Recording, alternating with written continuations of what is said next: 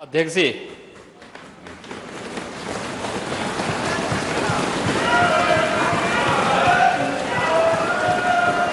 नेता प्रतिपक्ष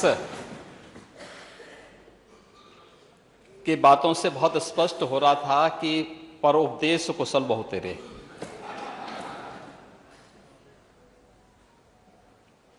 और उनको यह भी नहीं पता था कि वह जो बोल रहे हैं आखिर किसको बोलना चाहते हैं।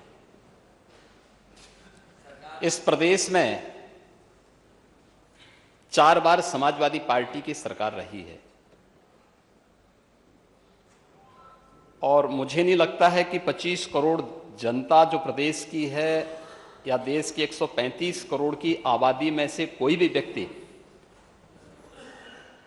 जो राजनीतिक रूप से उनसे उपकृत होगा, उनको छोड़ करके शेष कोई भी समाजवादी पार्टी को एक सही नजरिए से देखता होगा। नेशनल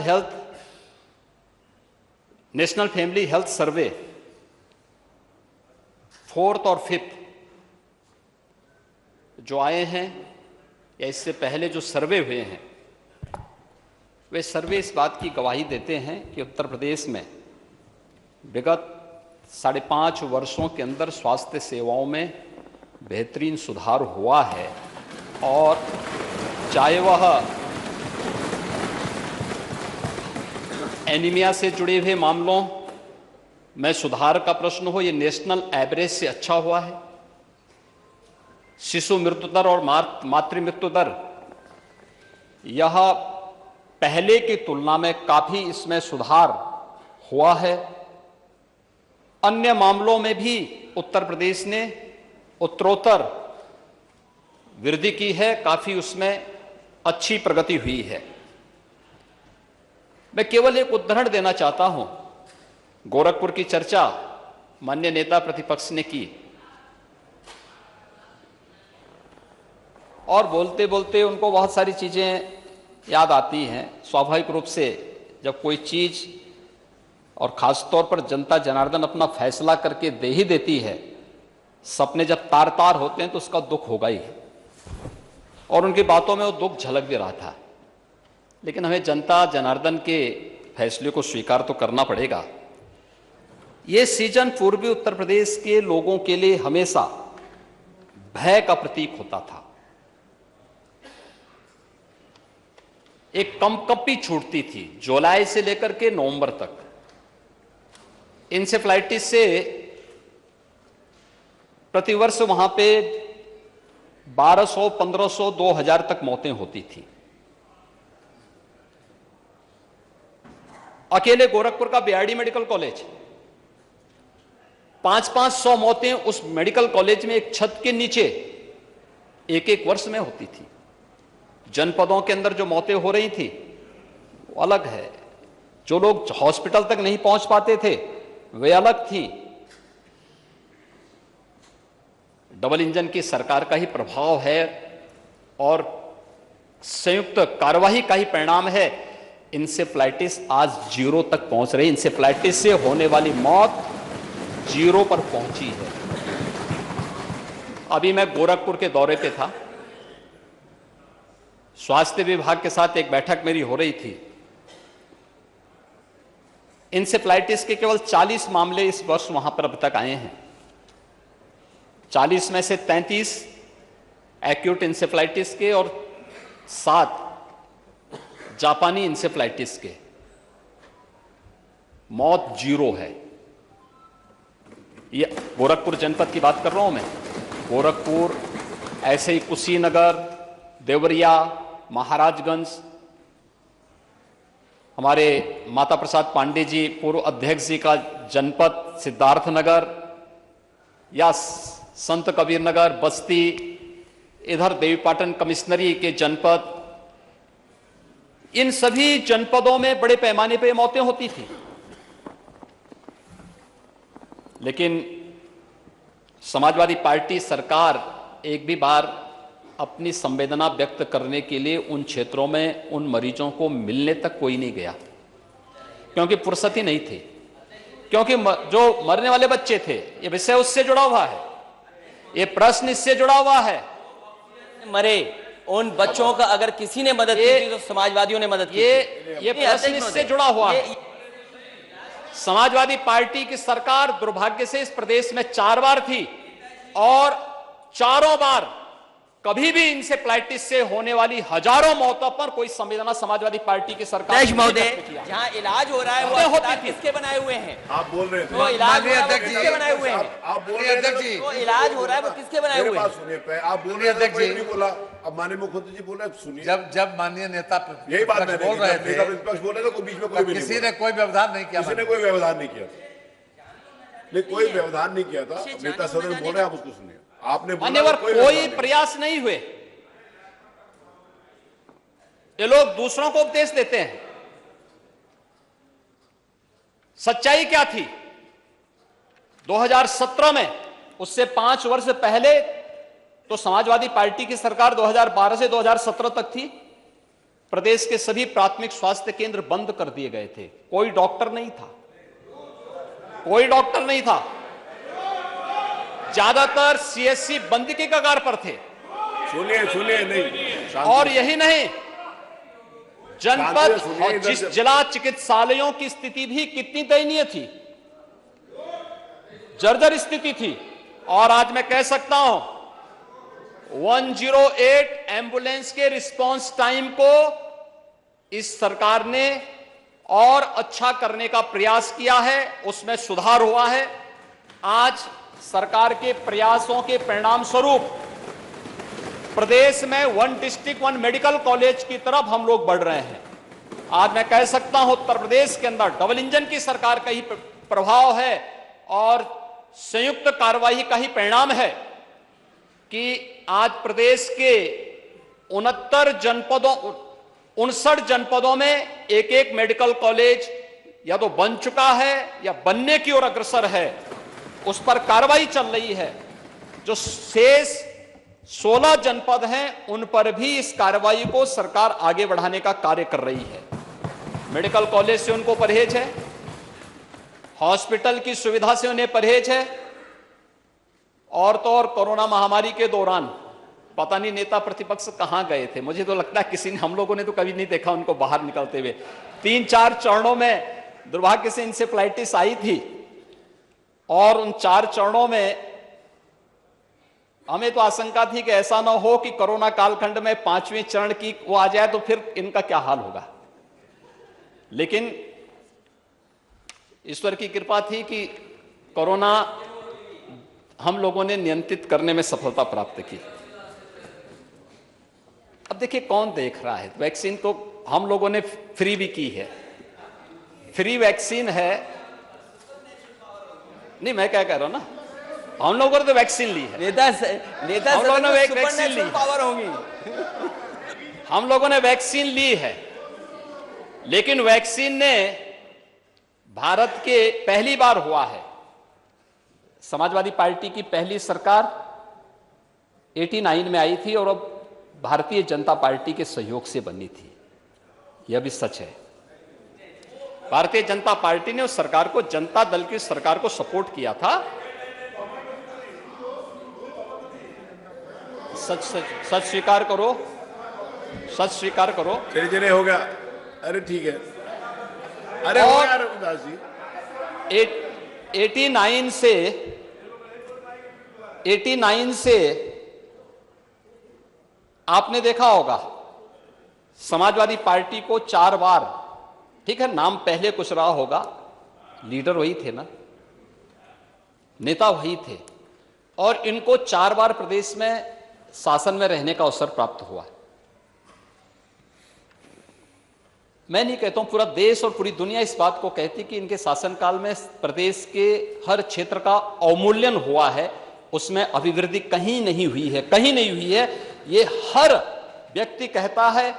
और मैं इस बात को फिर कह सकता हूं कि स्वास्थ्य सेवाओं का हो या प्रदेश की शिक्षा व्यवस्था का, जितनी क्षति और जितना नुकसान इन तथाकथित समाजवादियों ने की है, उतना प्रदेश में कभी नहीं हुआ। और आज प्रदेश को उसकी पहचान दिलाने के लिए ही राज्य सरकार अपने स्तर पर कार्य कर रही है। आज प्रदेश में हर प्राथमिक स्वास्थ्य केंद्र में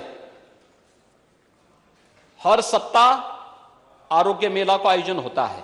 हर आरोग्य मेला में 1.5 लाख से लेकर के 3 लाख तक पेशेंट आते हैं। आयुष्मान भारत की योजना या मुख्यमंत्री जन आरोग्य योजना हर गरीब को 5 लाख रुपए की सालाना स्वास्थ्य बीमा का कवर, यह भी डबल इंजन की सरकार प्रदेशवासियों को उपलब्ध करवा रही है। और जहां तक कोरोना वैक्सीन की बात है, कोरोना वैक्सीन पहली बार हुआ है कि किसी महामारी के आने के मात्र 9 महीने के अंदर वैक्सीन भी देशवासियों को प्राप्त हो गया था। और इसके लिए पूरा देश प्रधानमंत्री मोदी जी का आभारी है कि जिनके प्रयास से देश के अंदर 2 स्वदेशी वैक्सीन आए और 2 करोड़ से अधिक वैक्सीन की डोजेस देशवासियों को प्राप्त हुए। ये कोरोना वैक्सीन देश के नागरिकों को एक सुरक्षा कवच के रूप में उसने पूरे देशवासियों को एक संबल दिया। आज कोरोना वैक्सीन के नाते कोरोना जैसी महामारी को नियंत्रण करने में काफी हद तक सफलता प्राप्त हुई। लेकिन कुछ लोगों ने कोरोना कालखंड में जनता जनार्दन का ध्यान तो नहीं रखा, लेकिन दुष्प्रचार जरूर करते रहे। कभी वैक्सीन के खिलाफ करते थे, कभी किसी अन्य उसके खिलाफ अभियान, अनावश्यक एक नकारात्मक माहौल बनाने का प्रयास करते थे। लेकिन उत्तर प्रदेश में अब तक हम लोग 38 करोड़ से अधिक वैक्सीन की डोजेज उत्तर प्रदेश के अंदर दे चुके हैं और ये सभी वैक्सीन की डोजेज फ्री में ही उत्तर प्रदेश वासियों को प्राप्त हुई है। राज्य सरकार को बहुत प्रमाण पत्र कहीं से और लेने की आवश्यकता नहीं। नेशनल फैमिली हेल्थ सर्वे इस बात के प्रमाण प्रस्तुत कर रहे हैं। राज्य सरकार ने प्रदेश के अंदर हर एक व्यक्ति को बेहतरीन स्वास्थ्य सुविधा उपलब्ध कराने के लिए पूरी तरह हम प्रतिबद्ध हैं और सरकार उसको पूरी मजबूती के साथ, पूरी प्रतिबद्धता के साथ आगे बढ़ाएगी। जो भी अगर कहीं पे कोई लापरवाही होती है उसकी जवाबदेही भी उस स्तर पर विभाग के द्वारा, शासन के स्तर पर सुनिश्चित होती है। प्रदेश के 25 करोड़ लोगों के प्रति सरकार पूरी जवाबदेही के साथ कार्य कर रही है और कोई संदेह नहीं होना चाहिए, जो भी बेहतर से बेहतर सुविधा उत्तर प्रदेश के अंदर हो सकती है उसे उपलब्ध करवाने की कार्रवाई राज्य सरकार कर रही है। जहां तक प्रदेश के अंदर इन सभी कार्रवाई को आगे बढ़ाने की, पहली बार उत्तर प्रदेश के अंदर मेडिकल यूनिवर्सिटी बन रही है। पहली बार उत्तर प्रदेश के अंदर ट्रेडिशनल मेडिसिन के लिए आयुष यूनिवर्सिटी भी बन रही है और पहली बार उत्तर प्रदेश के अंदर स्पोर्ट्स यूनिवर्सिटी भी बनाई जा रही है। ये प्रदेश के अलग अलग क्षेत्रों में बनाए जा रहे हैं। इसके लिए दूसरा, एम्स गोरखपुर के मामले में सबसे बड़ी बात समाजवादी पार्टी ही थी। इन लोगों ने एम्स की भूमि को दिया ही नहीं और जब भारतीय जनता पार्टी की सरकार प्रदेश में आई, उस जमीन की फिर रजिस्ट्री भारतीय जनता पार्टी की सरकार के आने के बाद फिर मेरे आदेश पर उस रजिस्ट्री की कार्रवाई को संपन्न किया गया। आज एम्स गोरखपुर में संचालित हो चुका है। गोरखपुर में शिलान्यास हमने किया था।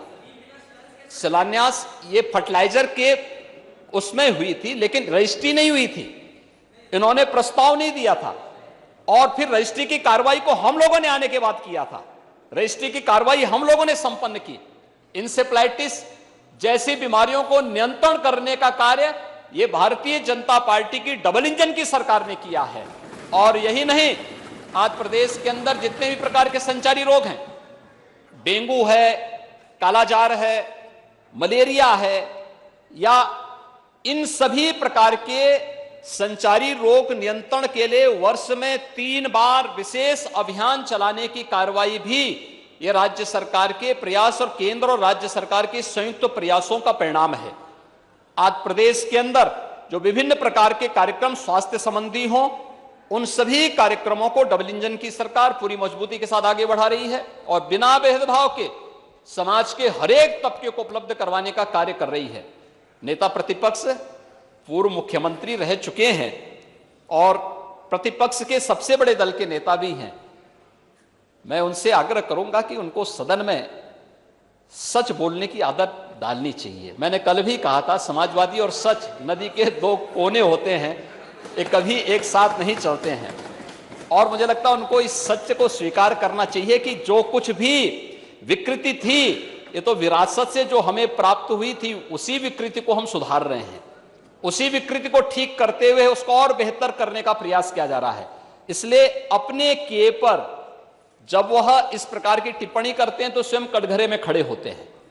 जब वह ये कहते हैं कि उत्तर प्रदेश के अंदर, जब उन्हें इस बात पर अफसोस होता है कि उत्तर प्रदेश में हर घर नल की योजना क्यों लागू हो रही है, उनको जब इस पर अफसोस होता है क्योंकि वे नहीं कर पाए थे, लेकिन आज डबल इंजन की सरकार प्रदेश के अंदर हर घर नल से जल देने के लिए प्रतिबद्ध है और उस पर कार्रवाई कर रही है, तो उनको इस पे भी अफसोस हो रहा है। कम से कम अच्छे कार्यों को स्वीकार करो, अच्छा लगेगा।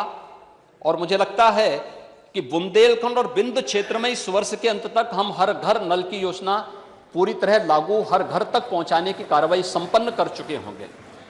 प्रदेश में 30,000 गांवों की कार्य योजना अंतिम चरणों में चलकर के उन पर कार्य भी प्रारंभ हो चुका है। जो हमारे गाजीपुर से माननीय सदस्य बोल रहे थे कि हमारे उसमें नहीं हो रहा है, ये पूरा क्षेत्र, चाहे वो बलिया हो, गाजीपुर, ये पूरा क्षेत्र, यहां पर फ्लोराइड और आर्सेनिक से जुड़ी हुई जो समस्याएं हैं, इन सभी क्षेत्रों को हम लोगों ने चरणबद्ध तरीके से लिया है।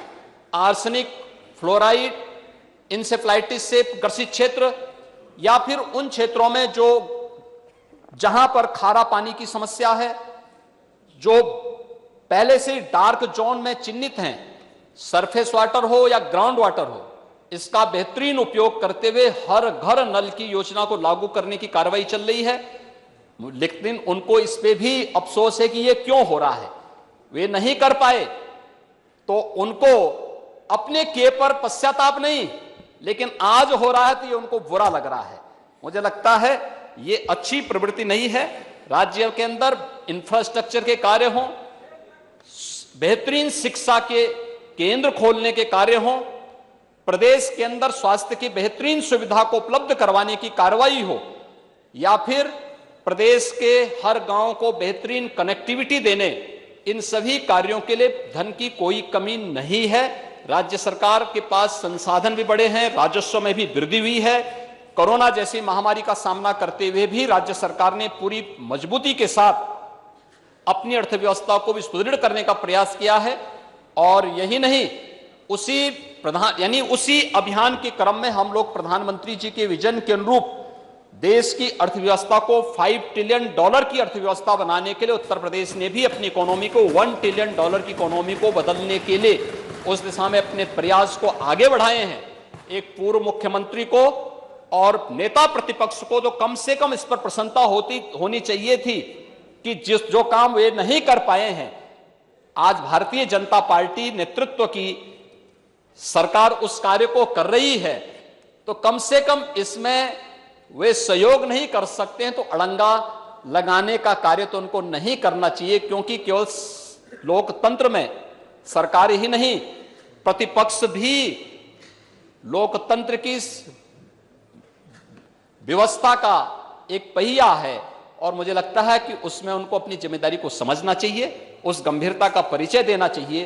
कोई भी ऐसा वक्तव्य नहीं देना चाहिए जो गुमराह करने वाला हो, जो सत्य से परे हो, और जो अनावश्यक रूप से आम जनमानस के मन में तमाम प्रकार की भ्रांति पैदा करते हुए उनके स्वयं के जीवन के साथ खिलवाड़ करने वाला हो। और इस प्रकार की कभी कभी छोटी छोटी बातें व्यक्ति मजाक में कहता है, लेकिन उसको जब हम लोग गंभीरता से कोई लेने लगता है तो कभी कभी उसके जीवन के साथ भी खिलवाड़ होता है। इंसेफ्लाइटिस, उसके कोरोना के मामले में हमने देखा था, जब उन्होंने कहा था कि साहब ये वैक्सीन नहीं लेंगे, और वैक्सीन का परिणाम क्या रहा, बहुत सारे लोगों के जीवन के साथ उस समय खिलवाड़ हुआ होगा।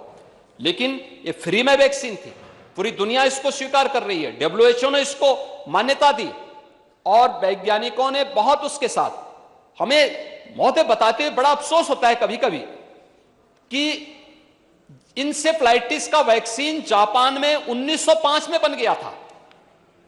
भारत में इस वैक्सीन को आने में 100 वर्ष लगे। 2005 में यह वैक्सीन भारत में आया। क्या कर रहे थे हम आजादी के बाद? 1947 से 2005 तक क्या हो रहा था? इतने वर्षों तक आखिर हम क्यों, और इंसेफ्लाइटिस से मरने वाले ज्यादातर बच्चे कौन थे? अल्पसंख्यक और अनुसूचित जाति, अति पिछड़ी जाति से जुड़े हुए बच्चे थे। लेकिन वोट बैंक बनाने का प्रयास तो हुआ, लेकिन उन पीड़ितों के प्रति कभी संवेदना ईमानदारी से व्यक्त करने का प्रयास नहीं हुआ। वो कभी मुद्दा नहीं बन पाया। इंसेफ्लाइटिस के मुद्दे पर वैक्सीन को जापान से भारत आने में 100 साल लगे, लेकिन भारत के अंदर कोरोना जैसी महामारी आती है और मात्र 9 महीने के अंदर एक नहीं 2 स्वदेशी वैक्सीन प्रधानमंत्री मोदी जी देते हैं। इसके प्रति कृतज्ञता ज्ञापित करने की बजाय हम गफलत पैदा करें, लोगों को गुमराह करके उनके जीवन के साथ खिलवाड़ करें, यह स्वीकार्य नहीं होना चाहिए। और किसी भी जिम्मेदार नेता को और जिम्मेदार राजनीतिक दल को इस प्रकार की हरकत नहीं करनी चाहिए, क्योंकि यह जीवन के साथ, लोगों के जीवन के साथ खिलवाड़ करने जैसे मुद्दे होते हैं। और इस प्रकार के मुद्दों पर हमें हमेशा उसकी संवेदनशीलता को समझना चाहिए। यहां पर जो भी मुद्दे उठते हैं, यह हर व्यक्ति की संवेदना है। 108 की एक व्यवस्था है, आप कॉल करेंगे, उसका रिस्पांस टाइम के अनुसार आपको वहां पर वह एम्बुलेंस प्रदान करने का प्रयास होता है। और हमेशा एक प्रयास होता है, एक व्यवस्था, एक सिस्टम दी गई है, एक व्यवस्था दी गई है, लेकिन हम उसको कटघरे में खड़ा करें। शासकीय जो व्यवस्थाएं हैं हमारी, सीएचसी की, पीएचसी की, डिस्ट्रिक्ट हॉस्पिटल्स की या मेडिकल कॉलेजेस की, हम उसको ही कटघरा में खड़ा करके आम नागरिक के मन में भ्रम की स्थिति पैदा करें, यह अच्छी स्थिति नहीं है। मुझे लगता है नेता प्रतिपक्ष को एक जिम्मेदार नेता के रूप में सदन में बोलना चाहिए, तथ्यों पे बोलना चाहिए। जो आंकड़े हों, उन आंकड़ों को एक बार सत्यापन करा करके अगर वे बोलेंगे तो ये विश्वसनीयता उनकी भी, उनके दल की भी बनी रहेगी। और साथ साथ इस व्यवस्था के प्रति भी आम जनमानस का विश्वास डगमगाएगा नहीं। और यह अगर विश्वास डगमगाएगा, ये लोकतंत्र के लिए बहुत खतरनाक दिन होगा, क्योंकि जनमानस की भावनाओं के विरुद्ध जब भी कोई आचरण कोई व्यक्ति करेगा तो वह अविश्वास की स्थिति पैदा करेगा, और वो लोकतंत्र के लिए सबसे खतरनाक दिन होगा। दुर्भाग्य